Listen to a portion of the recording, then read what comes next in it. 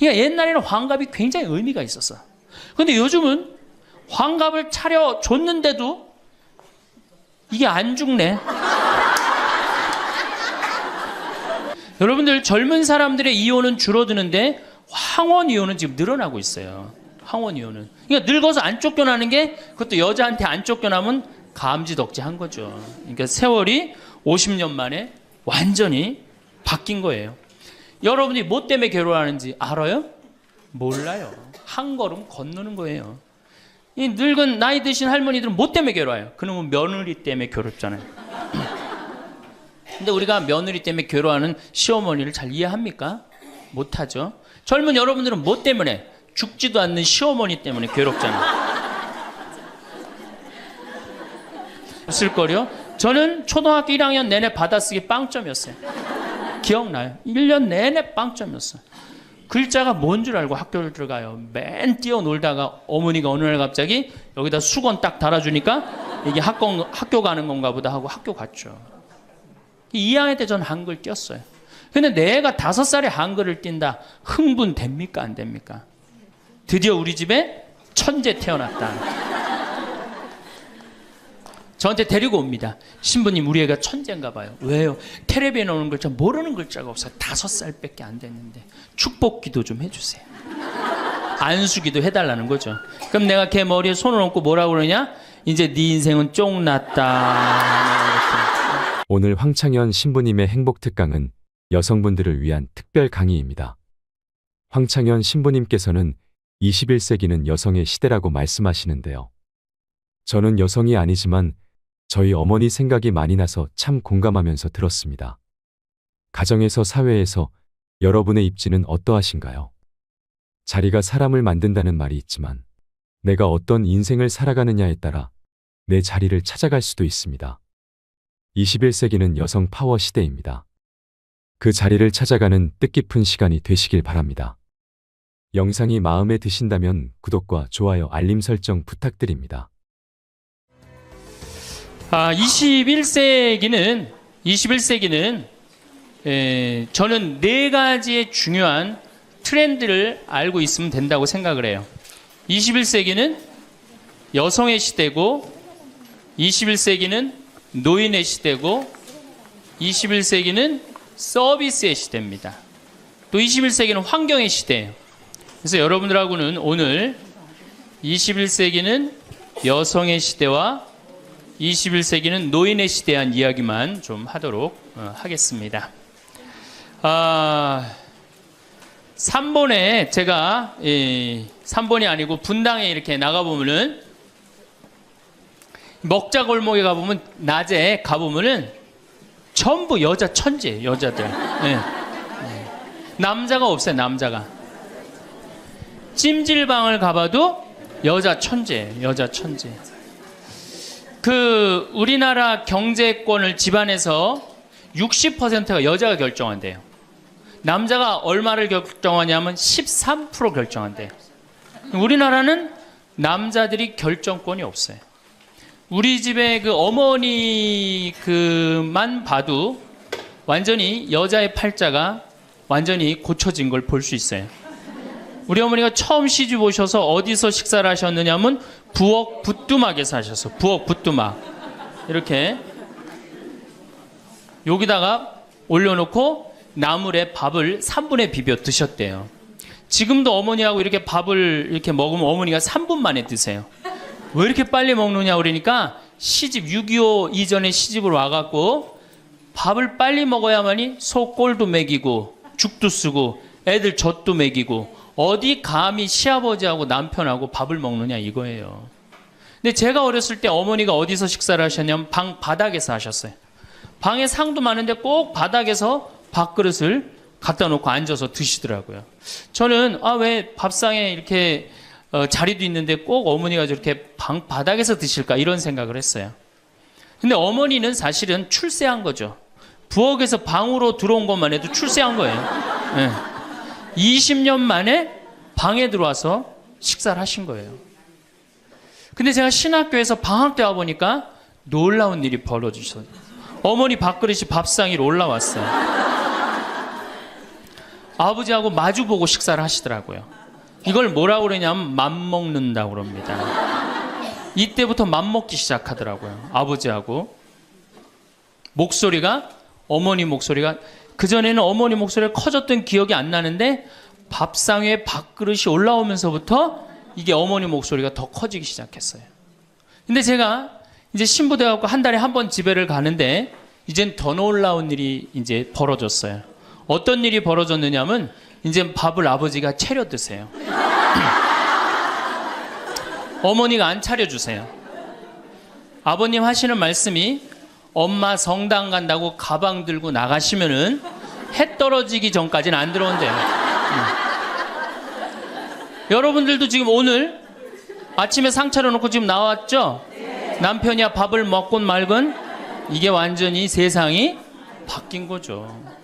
어떻게 감히 남편 밥을 안 차려주고 강원도까지 옵니까? 점심 한 끼인데요. 뭐 이렇게 간이 커졌다니까 여자들이. 자, 그런데 우리 아버님은 한 달에 레지오 4일, 그 다음에 구역 반모임 4일, 그리고 당신 개모임 한 4일, 12일을 나가서 드세요. 어머니가. 아버님이 12일을 밥을 차려 드시는데 불만을 안 삼으세요. 무슨 생각으로 불만을 안 삼나 했더니 이 늙은 나이에 내가 이 집에서 쫓겨나지 않고 밥 세 끼 얻어먹는 것만 해도 감사하다. 여러분들 젊은 사람들의 이혼은 줄어드는데 황혼 이혼은 지금 늘어나고 있어요. 황혼 이혼은. 그러니까 늙어서 안 쫓겨나는 게 그것도 여자한테 안 쫓겨나면 감지덕지한 거죠. 그러니까 세월이 50년 만에 완전히 바뀐 거예요. 여러분들 2002년에 판사 임용고시에 1등부터 10등까지 6명이 여자였어요. 2006년에 판사가 110명이 됐는데 남자가 56명, 여자가 54명. 근데 2007년에 판사가 90명이 임용이 됐는데 남자가 38명, 여자가 52명, 남자가 38명. 그러니까 2배가 많은 거예요. 예. 훨씬 여자가 많은 거예요. 작년에 외무고시 31명이 합격을 했는데 남자가 10명, 여자가 21명. 이 놀라운 통계입니다. 제가 2군 사령부에 가서 강의를 한 적이 있어요. 2군 해군 평택에 있는 장병 한 1000명한테 강의를 했어요. 환경 강의를 하고 끝나고 나왔는데 거기 소령님이 저한테 부대를 구경시켜줘요. 제가 이 군 부대 강의를 많이 들어가는데 꼭 군대 가면 자기 부대를 꼭 구경시켜줘요. 2군 해군 사령부가 서해 교전한 부대예요. 그 배 막 올려져 있고 배도 구경시켜주고. 근데 이제 3,000톤급 구축함을 이렇게 했는데 뭐 포가 얼고 배길이가 뭐 100m고 막 설명을 해주는데 옆에 대위 3명이 딱 걸어가는데 여자 대위가 어깨가 딱 벌어진 키가 1m 70이 넘는데 3,000톤급 구축함은 눈에 안 들어오고 여자만 내가 이렇게 고개가 돌아갔어요. 그랬더니 이 소령님이 저한테 그러더라고요. 신부님 멋있느냐고. 아우 멋있다고. 그랬더니 그 소령님 하시는 말씀이 자기는 쟤네들만 보면 무섭대요. 왜 무서우냐? 이게 쟤네들이 그 있는 부대 그 중대하고 남자 대위 부대하고 이렇게 축구 시합하면요 꼭 여자 부대 애들이 이긴대요. 중대장. 왜? 이 군대가 얼마나 삭막해요. 그 삭막한 군대에 자기 중대장님이 여자야. 그러니까 이 시합을 하면 그 여자 중대장님을 위해서 목숨을 바쳐서 뛰는 거예요. 그래서 그 소령 얘기가 이제 곧 여자 장군 나올 거라고. 이제 곧 여자 장군 나올 겁니다. 이제는. 정말 제가 3번에 가서 한번 강의를 한 적이 있어요. 한 7, 8년 전에 고등학교 전교 1등부터 10등까지 9명이 여자예요. 남자 딱 1명이에요. 남자 딱 1명. 안산에 보니까 전교 1등부터 10등까지 1등부터 5등까지는 다 여자예요. 그러니까 요즘 남자애들이 왜 이렇게 시험을 못 보느냐? 컴퓨터 게임 때문에. 그 다음에 음란 사이트 때문에. 그 다음에 개떼처럼 돌아다니는 특성 때문에 남자애들이 여자애들을 따라갈 수가 없대. 혹시 우리 집에 남자만 아들만 난 낳았다 손 들어보세요. 우리 집에 아들만 있다 손 들어보세요. 이 집은 이제 망한 거예요.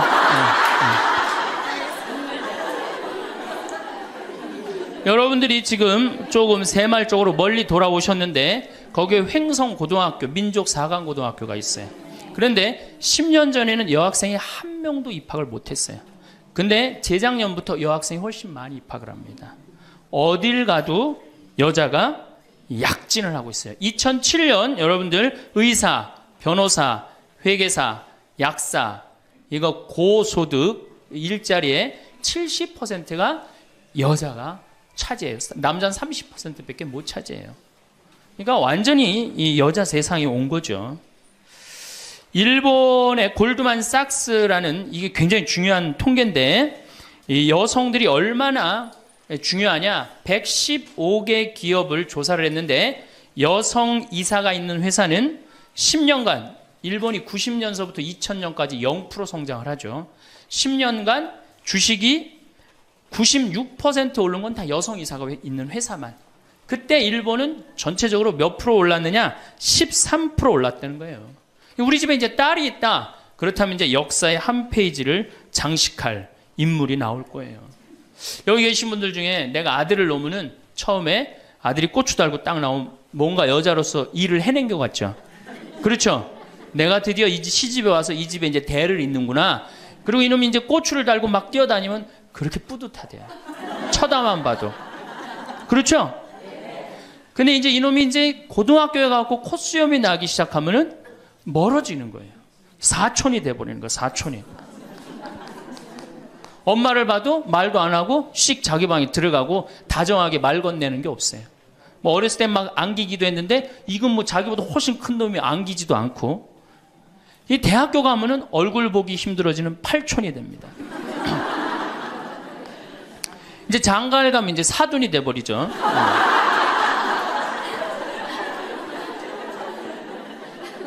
제가 여기 여러분들 노인대학에 옵니다. 이렇게 1박 2일로 100분 정도 와요. 한 100명 정도 노인대학에 오면은 딱 티가 나요. 저 할머니는 아들밖에 없구나. 저 할머니는 딸이 있구나. 확 티가 나요. 아들만 있는 할머니들은 옷을 이상하게 입고 와요.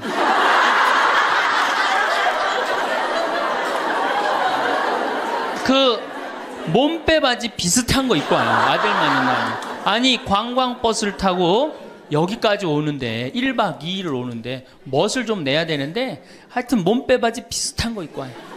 파마를 해도 어떻게 하고 오느냐? 철모 뒤집어 쓴 거 같이 이렇게 하고 와요. 파마를 하고 와도. 그냥 물어보면 제가 물어봐요. 할머니 아들밖에 없죠? 그러니까 아들밖에 없대. 아니 사둔 아들이 엄마가 철모를 뒤집어 쓰든 몸빼 바지를 입든 관심 없습니다. 근데 딸이 있는 할머니들은 틀려요. 딸이 있는 할머니들은 이 스카프를 하고 와도 색깔이 벌써 뭐 보라색에 벌써 틀려요. 이 파마 웨이브가 틀려요. 딸이 있는 할머니들은 네, 딸이 있는 할머니들은 파마 웨이브가 틀려요.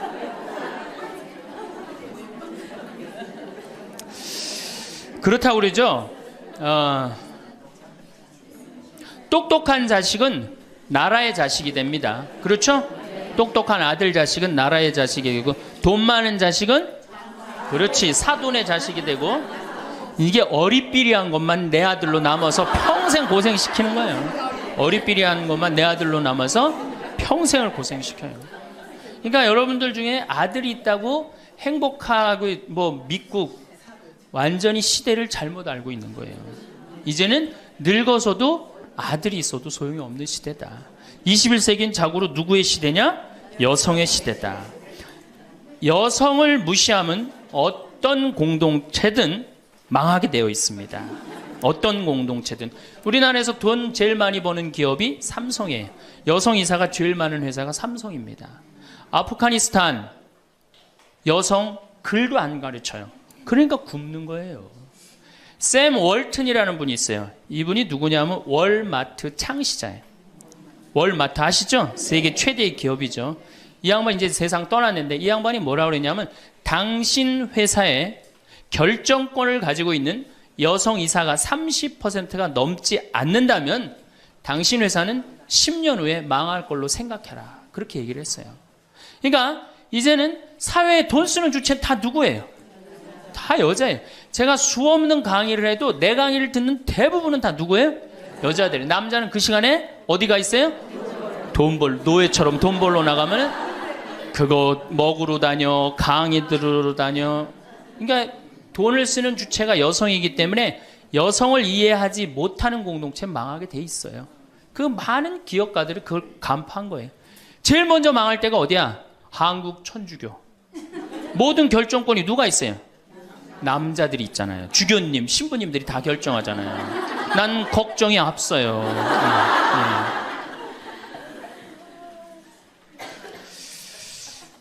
사회는 변해가는데 교회는 이 엄청난 시대의 변화를 이해하지 못하고 있어요. 따라가지 못하는 거죠. 그러니까 성당 나오는 대부분의 정말로 이 신앙생활하는 대부분의 우리 고객은 신앙생활하는 교우들은 누구예요? 여성이란 말이야. 근데 신부들이 뭘 알아요? 여러분이 뭐 때문에 괴로워하는지 알아요? 몰라요. 한 걸음 건너는 거예요. 이 늙은 나이 드신 할머니들은 뭐 때문에 괴로워요? 그놈은 며느리 때문에 괴롭잖아요. 근데 우리가 며느리 때문에 괴로워하는 시어머니를 잘 이해합니까?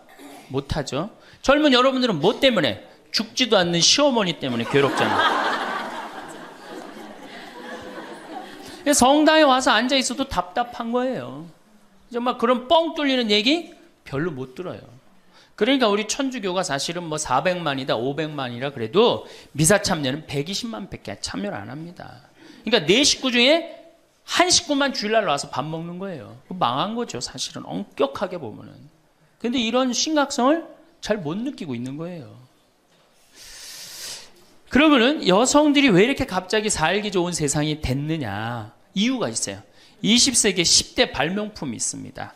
여러분들 그게 뭐냐면은 상대성 이론, 원자탄 2차 세계대전을 끝낸 거, 페르마의 마지막 정리, 자동차, 비행기, DNA 이중 나선 구조, PC, 인터넷, 물리학의 양자역학. 이게 20세기 최대의 발명품인데 최대의 발명품은 1961년 독일 쉘링사에서 나온 아나보나라는 피임약이에요. 그럼 피임약이 나오기 전에 우리 어머니 세대 70, 80이 된 어머니 세대는 애를 몇 낳았어요? 10명. 아, 멋있는 말 없어요? 한타스. 그건 멋있는 말이 아니야. 우리 어머니 세대는 어떻게 힘 닿는 대로 낳죠. 힘 닿는 대로. 그런데 이거보다 더 멋있는 말이 있어요. 생기는 대로. 얼마 전에 충청도 레지아 그 강의를 갔는데 거기서는 충청도 사람들은 또 우리하고 생각이 틀리더라고. 닥치는 대로 낳대요.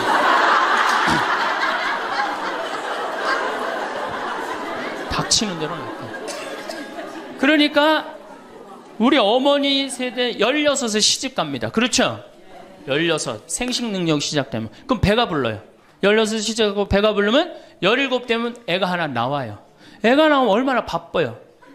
젖 먹여줘야죠. 얼러줘야죠. 논일 나가야죠. 밭일 나가야죠.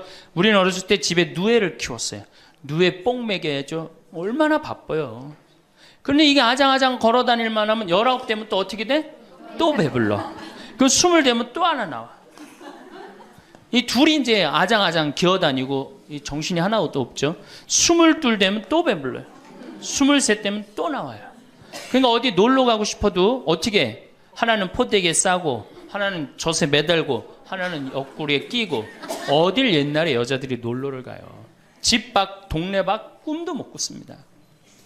이렇게 몇 가지 애를 놓느냐면 40가지 애를 낳아요.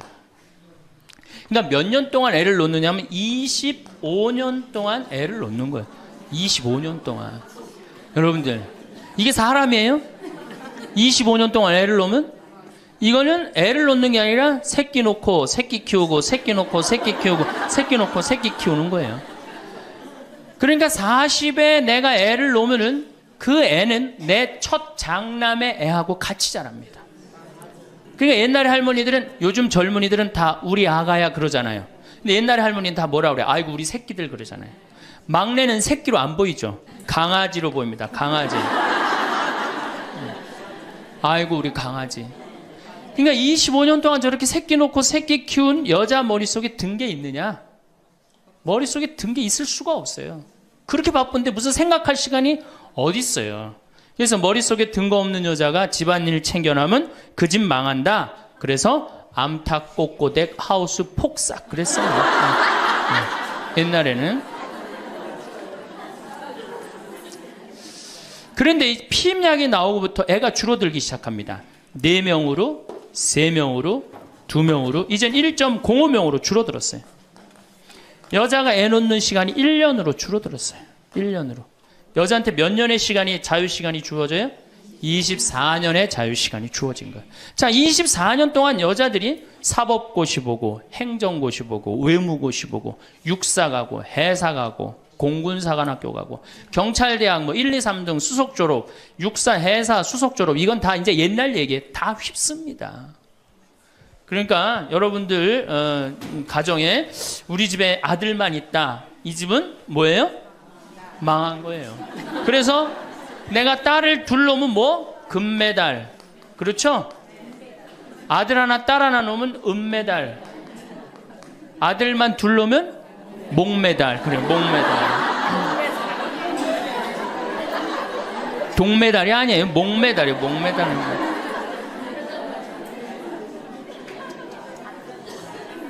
그런데 문제는 이렇게 여자들이 살기 좋은 세상이 됐어요. 이렇게 살기 좋은 세상이 됐는데 참 불행하게도 대한민국에서는 여자들이 이 사회를 주도해 나가는 주도 세력이 못 됩니다. 왜냐하면 16대 때 우리나라 여성 국회의원이 16명에서 300명 중에 5.4%, 17대 때는 39명, 300명 중에 그러니까 12%, 13%예요. 그런데 여러분들 정말로 잘 산다는 스웨덴은 국회의원이 42.7%, 덴마크는 29.8%, 30%예요. 그러니까 여성들이 사회에 진출해서 그 사회를 변화시키려고 굉장히 노력을 해요. 근데 우리나라 여성들은 사회가 뒤집어지든 엎어지든 지금 바로 여러분들 세대, 지금 30대, 40대, 50대 요 세대들은 관심이 없어요. 엎어지든 뒤집어지든. 지금 여러분들 우리나라 4급 공무원 100명 중에 여자 공무원이 몇 명인 줄 아세요? 딱 5명이에요. 그러니까 미국의 대사분이 우리나라에 이제 있다가 이제 미국에 가면서 한 신문의 칼럼에 글을 쓰고 갔어요. 대한민국 이상하다. 이렇게 여자들이 대학까지 나오는, 이렇게 많이 나오는 나라도 없다. 그런데 대학까지 나온 이 고급 인력이 시집만 가면 다 자기를 관둔다. 참 이상하다. 그래서 한국이 발전을 못하는 거예요. 그 인력이 어떻게 그대로 다 계속 사회를 위해서 노력을 해야 되거든요. 우리가 $10,000에서 $20,000로 넘어갈 때 여성의 사회 참여율이 모든 국가를 통계를 빼보니까 9% 정도 증가했대요. 여성들이 사회에 나가는 게. 우리나라는 1.6%. 사회 안 나가는 거예요. 왜 안 나가요? 2가지 때문에 안 나갑니다. 이 2가지, 이 병을 고치지 않는 한 우리나라는 선진국으로 가기도 힘들고 대한민국 정말 행복한 나라로 가기도 힘들어요. 첫 번째 뭐냐? 자식 교육. 여기에 미쳐 있어요. 요즘 내가 이렇게 방송을 보면은 정말로 정신없구나 이런 생각이 들어요. 두 번째로는 텔레비전. 이게 또 방송으로 나가겠지만 이 텔레비전님에 미쳐 있어요. 텔레비전. 이 2가지 여자들이 완전히 미쳐서 사회에 건강한 세력이 되지 못하는 거예요. 그럼 자식 교육을 가만히 보면은 한번 보세요. 내가 이제 딱 아기를 가졌어. 임신을 했어. 요즘 젊은 엄마들이 임신을 딱 하면은 얼마나 이뻐요. 지금 이제 해도 나고 이제 조금 있으면 더 멋있어질 것 같은데 강도 예쁘고 산도 예쁘고 꽃도 예쁘고 하늘도 예쁘잖아요. 그럼 내가 세상에 태어나갖고 정말 이렇게 행복하게 살았으면 좋겠다 이런 생각하는 엄마들 거의 없어요. 임신을 하는 순간 내 뱃속에 서울대학 C가 들어왔다고 생각을 해요. 이게 얼마나 불행해요. 그래갖고 뱃속에 있는 애한테 글자를 가르칩니다. 도화지를 이렇게 오려서 대한민국, 대통령, 뭐 변호사. 그 다음에 이제 요즘 또 2개 국어를 알아듣는다고 How are you today, my baby? It's raining. 비 온다 이거죠 오늘. 사실 여러분들 태아는 뱃속에 있으면서 10달 동안 잔다고 그래요. 그 애한테 무슨, 그래서 그걸 뭐라 그래? 태교라고 그러잖아. 교육을 시키는 거 뱃속에 있을 때부터. 얼마나 불행합니까? 뱃속에 있을 때부터 교육을 받으니. 그러니까 엄마의 태를 열고 세상에 나왔어. 그래갖고 3번에 이제 아파트 촌이죠. 아파트를 통해서 수리산을 너무너무 보고 싶어 애가. 구름도 보고 싶고 눈도 보고 싶고. 근데 이 잔인한 엄마들이, 아니 아무 생각 없는 엄마들이 아파트 베란다 창문에 한쪽에는 가나다라마바 차타카타를 붙여놓고 한쪽에는 A, B, C, D, E, F, G를 붙여놓고. 수리산을 보고 싶어도 보여요, 안 보여요? 글자에 가려서 안 보이는 거예요. 내가 누워서 모빌이 돌아가는데 기억, 니은, 디귿, 리을이 막 돌아가요, 모빌이. 겨다닐만 하면은 엄마들이 텔레비에는 텔레비전이라고 써놓고, 냉장고에는 냉장고라고 써놓고, 의자에는 의자라고 써놓고. 그러니까 애들이 겨다닐 때마다 글자가 없는 데가 없어요. 그러니까 요즘 애들이 몇 살이면 한글 띱니까? 5살이면 4살 띄어요? 5살이면 한글 띄어요. 여기 계신 분 중에 초등학교 들어가기 전에 한글 띄신 분들 계세요? 없을걸요? 저는 초등학교 1학년 내내 받아쓰기 빵점이었어요. 기억나요? 1년 내내 빵점이었어요. 글자가 뭔 줄 알고 학교를 들어가요. 맨 뛰어놀다가 어머니가 어느 날 갑자기 여기다 수건 딱 달아주니까 이게 학교 가는 건가 보다 하고 학교 갔죠. 2학년 때 전 한글 띄었어요. 근데 내가 5살에 한글을 띈다. 흥분됩니까? 안 됩니까? 드디어 우리 집에 천재 태어났다. 저한테 데리고 옵니다. 신부님, 우리 애가 천재인가 봐요. 왜요? 텔레비에 나오는 글자 모르는 글자가 없어요. 5살밖에 안 됐는데 축복기도 좀 해주세요. 안수기도 해달라는 거죠. 그럼 내가 걔 머리에 손을 얹고 뭐라고 그러냐? 이제 네 인생은 쫑났다.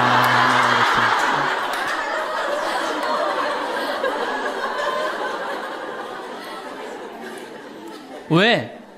삐아제나 썸머힐이나 몬테소리 같은 유아 교육 이론을 가만히 읽어보면요, 3살, 4살, 5살 때 뇌의 75%가 형성된대요. 이때 고정적인 개념을 가르치지 말라고 그래요. 근데 이 글자를 가르치면 글자는 잘 알지만 뭐를 몰라? 다른 걸 모르는 거예요. 그야말로 이제 똑똑 바보가 되는 거죠. 저한테 이렇게 말하는 엄마들이 참 많아요. 신부님, 우리 애가 머리는 똑똑한데 노력을 안 한다고. 어림도 없는 소리예요. 왜? 얘는 이제 머리가 완전히 막혀 있는 거예요. 이때 어떻게 해야 돼? 저는 어렸을 때 요때 어떻게 자랐느냐면은 스레트에 막 겨다니다가 떨어져갖고 끓는 물에도 떨어져 봤어요. 아, 이게 끓는 물에 떨어지면 디는구나. 그 다음에 팽이 깎는다고 막 낫으로 깎다가 여기 쳐갖고 아직도 여기 이 상처가 있어요. 5살 때 확 뼈까지 잘라갖고 이게 잘라지는 거구나. 이러면서 애가 뭐를 이해해? 세상을 이해한단 말이야. 세상 돌아가는 이치를 깨닫는단 말이야. 그때 돌아가면서. 근데 책상 앞에서 글자만 배운 애는 다른 경험이 전혀 없는 거예요. 그래서 나는 초등학교 때 이렇게 성당에 이렇게 오는 엄마들, 내가 이제 다음 주에도 이제 유치원에 가서 강의를 하는데 엄마들이 그렇게 하는 엄마들이 참 많아. 너 바보야? 왜 이거하고 연결할 줄을 몰라? 이렇게 이해가 안 돼? 그렇게 막 화내는 엄마들 되게 많아요. 여러분들도 자식들 키우면서 이렇게 화낸 자식 있어요, 없어요? 분명히 있는 애는 이제 걔는 똑똑 바보예요. 왜냐하면 하나만 알고 다른 걸 모르는 거예요. 그래갖고 이제 천재인 줄 알고 초등학교에 들여놨더니 남들하고 섞어 놓으니까 어때요? 똑같은 애. 이때부터 이제 학원에 보내기 시작하는 거예요. 무슨 영어 학원, 속셈 학원, 웅변 학원, 피아노 학원, 무슨 요즘 서당도 있다고 그래. 서당. 저는요, 지금 우리나라 여자들이 얼마나 정신없느냐면요, 무슨 특목 유치원이 있대요. 고등학교 가기 위한 특목 유치원이 있다는 거예요. 이건 초등학교도 아니고, 그래서 9시부터 2시까지 공부를 하고 2시부터 4시까지 시험을 보고 간대요. 6살, 7살짜리 아이가 세상을 막 느끼고 누리고 행복하게 살아가야 되는데 머릿속에 뭐가 들어있는 건지 모르는 거죠. 내 아이가 어떻게 살면 행복한지를 모르는 거죠. 1등만 하면 행복하다고 생각을 하는 거예요. 이게 우리나라의 불행의 시작입니다. 전 국민이 불행한 이유 중에 하나예요. 그러니까 이게 돈이 얼마가 들어가? 20조가 사교육비로 들어간다는 거죠. 20조가. 큰 문제죠. 그래갖고 이제 초등학교 때는 엄마 말을 듣습니다. 왜? 엄마가 나보다 크니까. 때리면 맞아야 되고, 그리고 그때는 막 똑똑하지도 않잖아, 애가. 근데 딱 6학년만 넘어서 갖고 중학교 1학년만 되면요, 갑자기 엄마보다 애가 커져요. 딸은 그래도 괜찮아. 아들놈이 이렇게 커지면요, 확 커집니다. 그래갖고 이제 학원을 땡땡이를 갔어, 애가. 너 이놈의 새끼 왜 학원 땡땡이 까고 그래? 어? 너 공부 빨리 해야지. 어? 좋은 대학 가서 너 출세하고 행복하지. 뭐가 좋은 대학 가는 게 행복해. 그래갖고 딱 때리려고 그러면 말 안 들으면 때리려고 그러죠. 여러분들 그러죠? 그러면 이제 아들이 딱 엄마 손을 딱 잡고 내려다보면서 중요한 게 있어요. 흰 눈동자 95%, 까만 눈동자 5%를 확 뒤집으면서 엄마를 밀쳐내면서 뭐라고 그러냐면은 이거 왜 때리냐고 말로 하자고. 여러분들 중고등학교 자식한테 맞는 부모가 14%예요. 이 지금 웃으면서 우리가 얘기를 해서 그렇지 실질적으로 심각한 가정 너무나 많습니다. 실질적으로. 왜? 엄마가 어디 있어 우리 애들한테 관리자만 있지. 얼마 전에 반포 성당에서 교육을 받으러 오셨어요. 강의 끝나고 반포 자매님 한 분이 저하고 얘기를 할 기회가 있어서 신부님 제가 중국집을 합니다. 그래도 반포에서 합니다. 꽤 잘 되는 음식점입니다. 제가 중국 음식점에 엄마들이 점심 때 갖고 탕수육 하나 시켜갖고 애 스케줄 관리해 준다는 거예요. 아니 그거 시켜놓고 학원 어디 가고 몇 시에 뭐 가고 야 애가 행복할 것 같아요? 어림도 없는 소리예요. 그러니까 얘네들이 무슨 병에 걸리냐면 번아웃 병에 걸려요. 하느님 인간으로 태어났으면 10살 때 쓸 거 20살 때 30살 때 40살 때 50살 때 쓸 에너지를 줬는데 이거를 유치원부터 초등학교 때까지 다 태워 없앤 거예요. 그러니까 중학교만 올라가면 애가 에너지가 하나도 없어. 텅 비었어.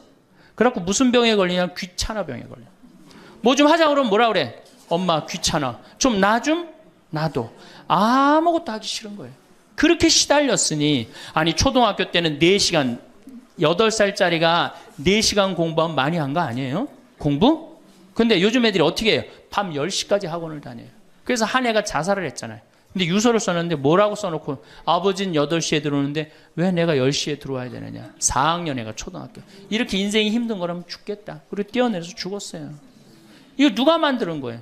여러분들이 만드는 거예요. 여러분들이 도대체 인생을 어떻게 살면 행복하고 우리가 내 아이에 맞게 살아가야 되는데 내 아이가 공부만 못하면 뭐라 그래? 너 커서 뭐가 될래? 어? 근데 유태인들은요 공부를 못해도 애 기를 안 죽인대요. 우리는 공부 못하면 애 기 죽여 인간성 나빠 불효자의 천하의 몹쓸 놈이야 꼴뚱하면은. 근데 유태인들은요 꼴뚱하면은요 부모가 애 기를 절대 안 죽인다. 꼴뚱하는 것도 서러운데 집에서 기까지 죽이면 애는 어디로 가라고. 그러니까 너 꼴뚱해도 괜찮아. 커서 돈만 많이 벌어. 지금 반에서 1, 2등 하는 애들 다 나중에 비서로 쓰고 회계사로 쓰면 돼. 걔네들 지금 열심히 공부하는 이유가 다 너를 위해서 공부하는 거야. 완전히 애 기를 살려주는 거예요. 그러니까 스티븐 스필버그가 나오는 거예요. 여러분들 스티븐 스필버그가 고등학교 2학년 때 학교 적응을 못해서 학교를 관둡니다. 그리고 지지나 반에 편성돼요. 지지나 반에. 그런데 엄마가 어떻게 했느냐? 우리 아들은 영화를 좋아하니까 우리 아들은 상상력이 좋으니까 훌륭할 거야. 끊임없이 아이의 길을 살려줘요. 이 사람이 어떻게 됐어요? 세계 최고의 감독이 된 거예요. 그 상상력 하나만 가지고 엄마가 만약에 공부 꼴 지지나반 이 지지나반에 들어간 이 지질이 복도 없는 놈 내가 팔자도 없지 이랬다면 스티븐 스필버그가 나오지 않았을 거예요. 근데 우리나라는 꼴등하면 인간성 나쁘고 불효자고 부모님 마음 이해 못하고 사실은 꼴등하는 애들이에요. 여러분들 성격 좋은 애들이 꼴등하는 거예요. 이 유한 애들이 독한 놈들이 1등하는 거예요. 여러분들 자식들 중에 1등하는 애들이 있으면 독한 애들이에요. 그거 좋아할 거 하나도 없어요. 자, 이제 우리가 자녀들 이제 엄마들이 무슨 생각을 하냐면 내가 내 아이를 정말로 행복하게 키운다는 생각 아니면 차라리 신앙으로도 키워야 되는데 이게 대학에 미쳐 있기 때문에 중학교 3학년, 고등학교 3학년 때 미사를 안 나가면은 은근히 눈을 감아줘요. 은근히 눈을 감아줘요. 이때 막 강하게 얘기를 안 합니다. 근데 사실 이게 이제 우리가 정말로 잘못 키우는 거죠. 자식을 완전히 잘못 키우는 거예요. 우리가 우리 자식들을 질서를 알게 키우든가 아니면 예의를 알게 키우든가 아니면 사랑을 알게 키우든가 봉사를 알게 키워야 되는데 너 편안하고 너 1등만 하면 최고야. 네가 1등만 하면 모든 게 다 용서돼. 그런 거예요. 우리가 얼마나 자식을 잘못 키우느냐 하면 제가 이제 20년 전이에요. 신학교 졸업하고 내 동창 신학생하고 제주도 여행을 가기로 했어요. 근데 내가 이제 혼자 이제 돈이 없어갖고 이제 나하고 같이 가서 김해, 부산에 가서 비행기를 탔어요. 24년 만에 처음으로 비행기를 탄 거예요. 참 굉장히 설레고 막 기대되더라고. 그래서 창가에 앉으면 막 밑에 막 내려다 보이는 거 막 꽃피는 팔도강산의 마지막 해가 그 장면이었어요. 비행기 타고 막 아래 내려다 보는 거. 그래서 나도 그걸 꿈꾸면서 나 비행기를 탔어요. 근데 마침 주님께서 날 도와주셔갖고 제가 창가에 딱 앉았어요.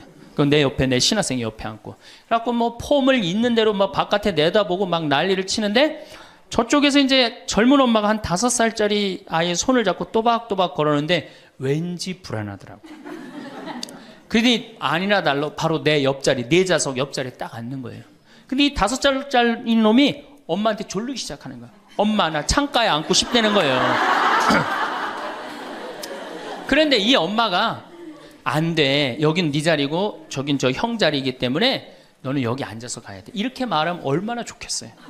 내 쪽 확 돌아서더니 학생, 우리 아들이 처음 비행기를 타는데 창가에 앉고 싶으니까 자리 좀 양보해 달라는 거예요. 여러분들 5년 만에 처음 탄 놈이랑 24년 만에 처음 탄 놈이랑 어느 놈이 더 애절할 것 같아요? 이건 24년 만에 탄 놈이 훨씬 애절해요.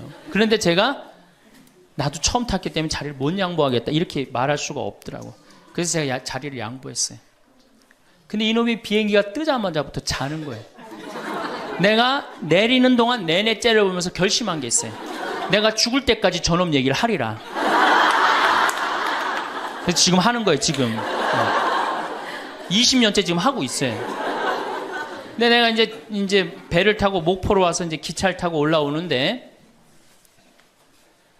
목포에서 조금 광주쯤 지났을 거예요. 어떤 아이가 초등학교 한 4학년쯤 되는 애가 막 땀을 막 삐질삐질 흘리면서 배를 움켜쥐더라고요. 너 왜 그러냐니까 배가 너무 아프대. 나는 이제 좌석이 있고 그 안에 서서 있는데 비행기 자리도 내준 놈이 기차 자리 하나 못 내주겠어요? 너 여기 와서 앉아라. 나 괜찮으니까. 그래갖고 얘가 이제 내 자리에 앉아서 한 30분을 가는데 그 엄마가 한참 보더니 일으키더라고요. 너 일어나라고. 그 학생한테 자리를 내주라고. 나 괜찮다고. 근데 그 엄마 말이 아직도 기억에 나요. 내 아이가 난 질서를 아는 아이로 자랐으면 좋겠다. 아프다고 이렇게 다 하면은 나중에 커서 얘가 뭘 알겠냐. 자기 편안한 대로 살 거 아니냐. 그러니까 나를 도와달라고 그 엄마가 그러더라고요. 이제 시간이 지나서 나는 그렇게 지금 그 비행기에서 내 자리 뺏은 놈은 지금도 엄마 속을 썩일 거고 그 기차 자리에서 일어난 아이는 지금 엄마의 영광이 됐을 거예요. 근데 우리가 자식을 키울 때 어떤 기준으로 키우느냐 이 굉장히 중요합니다. 어쨌든 신부님은 결혼을 안 해갖고 자식의 소중함을 몰라서 그런 답답한 소리를 합니다. 그래갖고 이제 어떻게 내 아이가 이제 서울대학을 갈 줄 알았더니 지방 무슨 제3대학을 졸업을 했어. 네. 졸업을 해갖고 취직을 했어. 그럼 부모 역할 다 한 거야, 안 해요? 부모 역할 다 한 거예요. 역사적으로 자식이 농사를 지을 줄 알았으면 부모 역할 다 했어요. 공자님 시대 평균 연령이 몇 세였냐면 38세였어요. 16세 시집을 가고 32, 33 때면 내 아이가 16이 됐을 때 부모가 기다려줬어요? 안 기다려줬어요? 안 기다려줬어요. 죽었어요. 그러니까 옛날에는 자식이 부모한테 애절합니까? 안 애절합니까? 애절해요. 죽지 말라고. 그러니까 옛날에는 장남이 어머니 아버지 돌아가시면 어떻게 손가락 깨물어서 단지해드렸어요. 입에다 피 넣어드렸어요. 그건 어느 장남이나 부모가 30대 돌아가면 다 합니다. 그리고 허벅지 잘라갖고 고기 먹고 싶다면 자기가 직접 해주고 그게 뭐 상상이 안 가는 일이지만 옛날에는 그게 가능했어요. 왜? 이렇게 날 키우고 지금 죽으면 어떻게 하느냐. 그리고 옛날에 장남이 죽지 말라고 그러는 이유가 있어요. 왜 죽지 말라고 그러면 동생이 13, 17, 4, 1살이란 말이야. 아니 이렇게 나눠놓고 지금 죽으면 이거 누가 키워야 돼? 장남이 키워야 되잖아요. 그러니까 죽지 말라고 그랬던 거예요. 근데 우리 어머니가 60까지 살았어. 그러면은 이 1살이 시집 장가 가는 나이예요. 그러니까 장남이 너무 고맙다고 이렇게 내 동생 다 키워줘서 너무 고맙다고 잔치를 해준 게 바로 회갑잔치, 환갑잔치예요. 그러니까 옛날에는 환갑이 굉장히 의미가 있었어. 그런데 요즘은 환갑을 차려줬는데도 이게 안 죽네.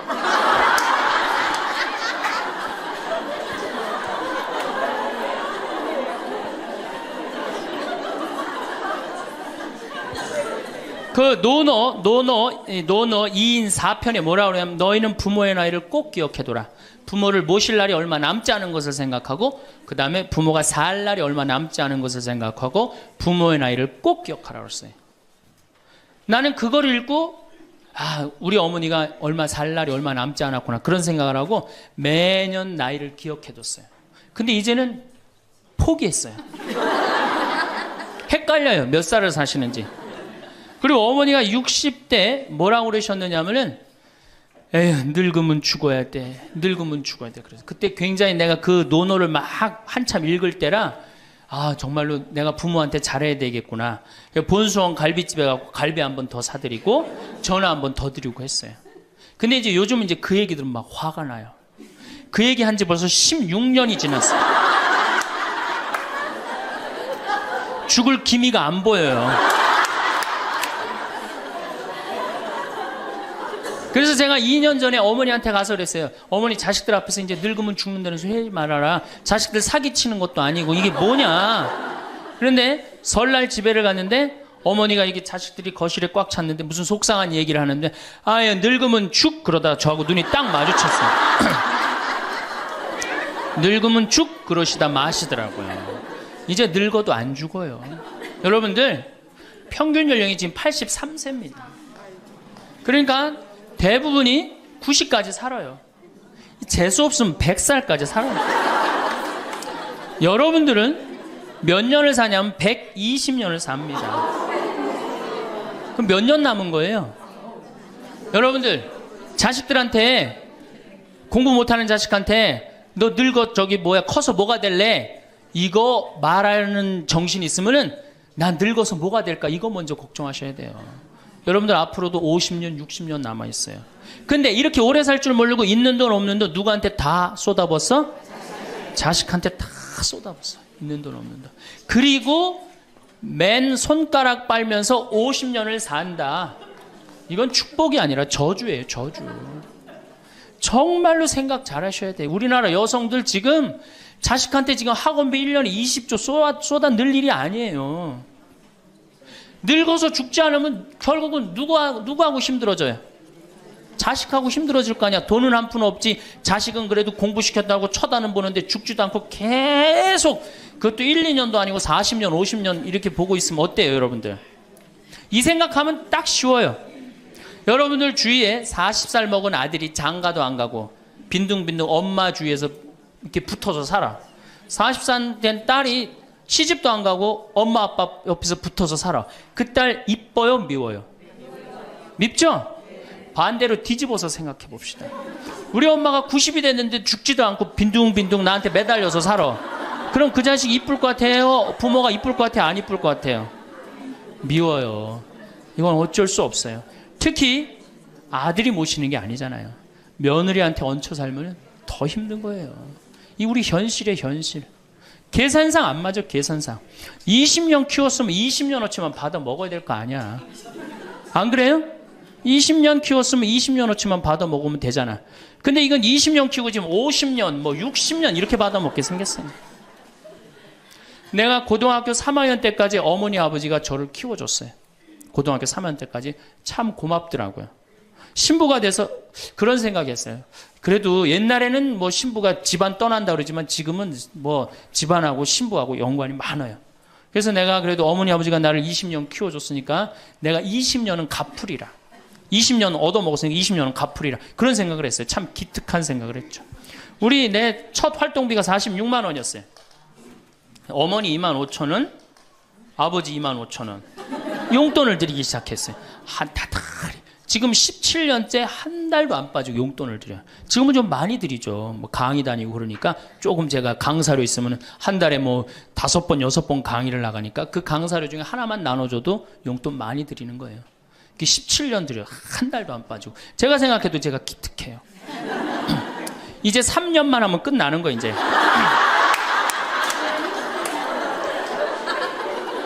3년만 하면 끝나는데 집에 가보면은요 3년으로 끝날 것 같지가 않아요. 아버지가 막 지리산 꼭대기까지 뛰어 올라갔다가 뛰어내려요. 이 심각한 문제입니다. 네. 그러니까 아버님이 이렇게 지금 이제 78이신데 우리 큰형님 형님으로 동네에서는 알고 있어요. 근데 여러분도 한번 생각을 해보세요. 내가 돈 없이 정말로 50년을 자식한테 얹혀서 산다. 그럼 어느 자식이 그 부모한테 효도를 끝까지 할 수 있겠느냐? 이거 불가능한 거예요.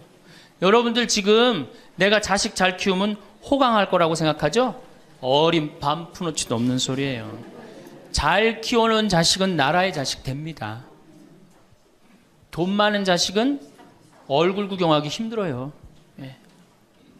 돈 있어갖고 이민을 가면 자식하고 어떤 관계 된다고 그래요? 요즘 그 유명하죠? 해외 동포 된대잖아요. 아들하고 나하고 해외 동포 된다고 그러잖아요. 근데 이제 여러분들만 이제 안 죽는 게 문제가 아니에요. 우리 신부들도 안 죽네.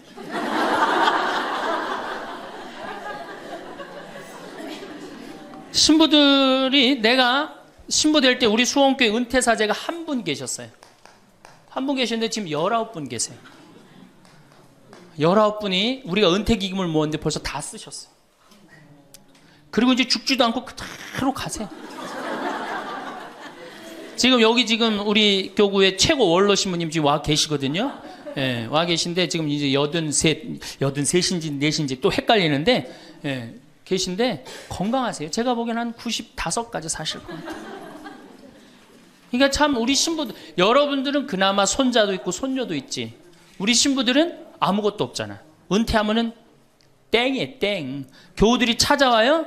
이거 1년 겨우 찾아고 1년 지나고 나면 내가 은퇴 신부님들 가보면 하루 종일 혼자 계세요. 그것도 1년 365일. 그러니까 이탈리아는 어떻게 은퇴를 안 합니다. 신부님들이. 절대 은퇴 안 해요. 왜? 외로운 걸 아니까. 이 실제로 있었던 일인데 93살 먹은 할아버지 신부님이 은퇴를 안 하는 거예요. 그러니까 여러분들 시어머니 93살 되면 제정신이에요? 제정신 아니에요? 아니 93살 먹은 신부님이 아니 93살이 정신이 오락가락 하는 거예요. 그러니까 이게 이 신부님이 혼배 때 이제 장례 강론하고 장례 때 혼배를 강론하고 막 이러는 거예요. 주교님이 머리가 아픈 거예요. 그래서 하루는 주교님이 찾아가서 신부님한테 신부님 이렇게 은퇴하라고 그래도 은퇴도 안 하시고 이렇게 맨날 이렇게 헷갈려 하시고 하니 내가 보자 하나 보내줄 테니 그 보자 받아갖고 어려운 건 보자를 시켜라. 그래서 신부님 너무 기분이 좋대요. 보자가 딱 온다 그러니까. 보자가 왔는데 70살짜리를 보내는 거예요. 70살짜리를 보내는 거예요.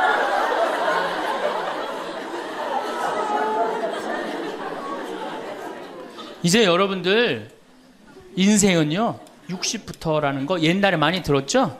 실질적으로 인생은 60부터예요. 우리 이런 노래 알죠? 노세 노세 젊어 노세 늙어지면 못 노나니 이런 노래 있죠. 이게 100년 전에 우리 조선시대의 평균 연령이 46세였어요. 이때는 늙어서 놀 수가 없었어. 왜? 젊어서 다 죽었으니까. 근데 이 노래 이제 완전히 고쳐야 돼. 노세 노세 늙어 노세 늙어지면 안 죽나니. 이제 안 죽어요. 이제 안 죽어요. 이제 제가 다음 시간에는 그럼 노년에 대한 이해에 대한 말씀을 드릴 겁니다. 왜 우리가 노년을 잘 이해해야 되느냐? 이게 우리 사회에 아주 중요한 문제이기 때문이에요. 아주 중요한 문제예요. 그리고 자식교육, 아까 자식교육하고 텔레비전, 이 텔레비전님을 우리가 없애야만이 우리가 행복한 삶을 살 수 있어요. 그래서 여러분들 다음 시간에는 제가 이 두 가지에 대해서 좀 자세히 이야기하도록 하겠습니다. 네. 감사합니다. 황창현 신부님의 행복 특강이 어떠셨나요? 우리나라 갱년기의 여성들은 자신의 고통 번뇌를 뒤로하고 감추고 희생합니다. 묻어두는 것입니다. 갱년기가 시작되면 지갑은 뒀는데 어디다 뒀는지 생각이 안 나는 그런 경우가 참 많습니다. 그러다가 자기만 희생한다고 생각이 들 때는 화가 납니다. 더욱이 50이 되면 빈둥지 증후군에 걸립니다. 자식은 공부하러 나가고 남편은 돈 벌러 나가고 나이 50되면 아무도 옆에 없는 것 같은 외로움 속에 빠지는 것입니다. 그런 순간에 자식을 보면 화가 나는 겁니다. 남편 봐도 화가 나고 몸에는 테스토스테론이 나와서 힘은 흘러넘치고 그러니까 막 소리소리 지르는 것입니다. 황창현 신부님께서는 화를 조절하는 방법을 알려주시는데요. 나이 들어서 찾아오는 화는 어떻게 하면 조절할 수 있을까요? 나이 들어서 화를 잘 조절하는 방법 5가지를 말씀드리겠습니다. 첫 번째, 숨을 잘 쉬어야 합니다. 화를 조절하는 책을 읽어보면 첫 번째로 나오는 게 숨을 잘 쉬라는 말입니다. 화가 나면 숨이 가빠집니다. 씩씩거린다 그러지요. 숨을 어떻게 주체하지 못해서 그러는 것입니다. 숨을 쉰다는 건 생명을 쉬는 것입니다. 숨을 잘못 쉬면 생명을 잘못 다루는 거하고 똑같은 것입니다. 근데 숨은 코로 들어와서 심장으로 해서 그 다음에 단전 배꼽 아래로 해서 간으로 해서 폐로 돌아서 나가는 게 숨입니다. 온전히 산소 공급이 온 장기 안에 다 돼야 합니다. 근데 화가 나면 우리는 숨을 어디다 걸어놓고 쉴까요? 목에다가 딱 걸어놓고 싸웁니다. 남편하고 싸울 때 내가 시집와서 당신이 나한테 해준 게 뭐가 있어? 외식을 해줬어. 설거지를 해줬어. 그렇다고 여행을 시켜줬어. 밍크코트를 사줬어. 다이아를 사줬어 하는 것입니다. 그럼 얼굴이 빨개집니다. 풍선처럼 부풀어 오르는 것입니다. 그렇게 1시간을 소리소리 지르고 싸우면 1시간 동안 몸에 산소가 안 통합니다. 안 통하면 무슨 병이 드느냐 하면 화병이 되는 것입니다.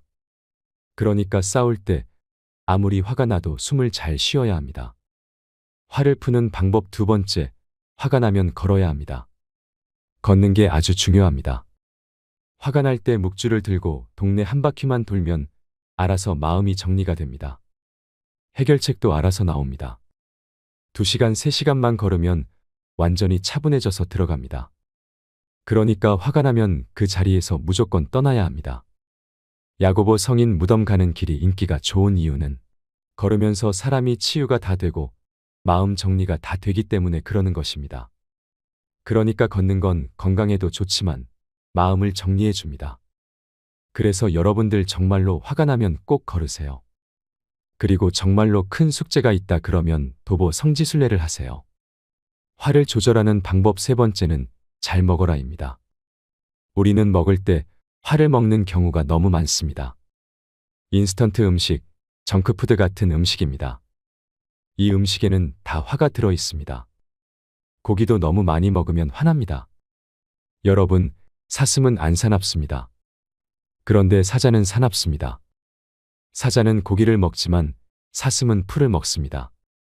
내 아들이 나한테 덤비는데 막 리모컨 던지고 자기 방문 부수고 그러면 애가 성격이 나빠서 그런 게 아닐 수도 있습니다. 아, 내가 고기를 너무 많이 먹여서 그렇구나 생각해 보세요. 그리고 아이에게 6개월 동안 풀만 먹여보세요.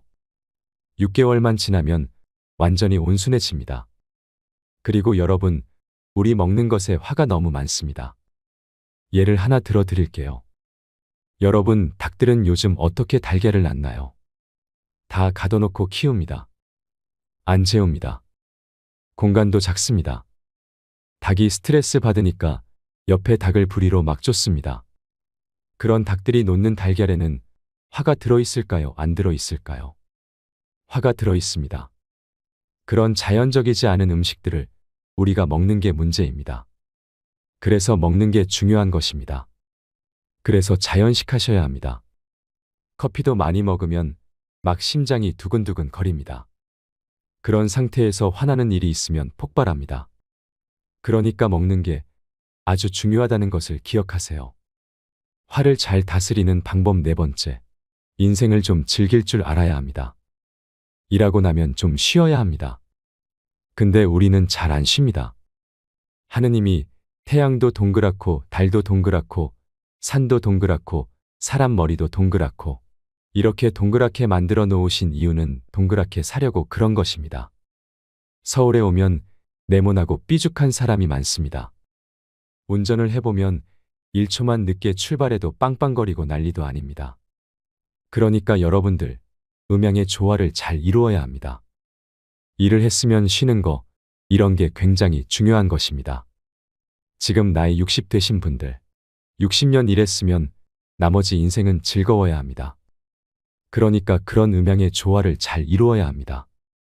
화가 안 나는 최고 좋은 길 5번째. 자기 자신한테 잘해주면 됩니다. 내가 행복하면 절대 화가 안 납니다. 얼마 전에 대장암이 온몸에 퍼져서 돌아가신 분이 계십니다. 자매님이 나보다 1살 많은데 죽기 일주일 전에 나를 딱 끌어안고 울면서 이런 말을 했습니다. 내가 이제 곧 죽을 것 같은데 나는 남편한테도 안 미안하다고 합니다. 왜 안 미안해요 했더니 남편은 평생 집을 돌본 적이 없답니다. 그래서 하나도 안 미안하대요. 그리고 자식한테도 안 미안하대요. 왜냐고 했더니 자기가 빌딩 청소해서 대학까지 졸업시켰대요. 그런데 누구한테 미안하냐면 자기한테 미안하다고 합니다. 자기는 47년을 살면서 고생만 했지. 한 번도 자기한테 맛있는 고기를 사준 적도 없고 자기한테 예쁜 옷을 사준 적도 없고 좋은데 구경시켜준 적도 없다는 것입니다. 그런데 지금까지 고생만 하다가 병에 걸려서 죽는다며 울었습니다. 자기한테 한 번도 잘해준 적이 없어서 너무 자기한테 미안하다는 것입니다.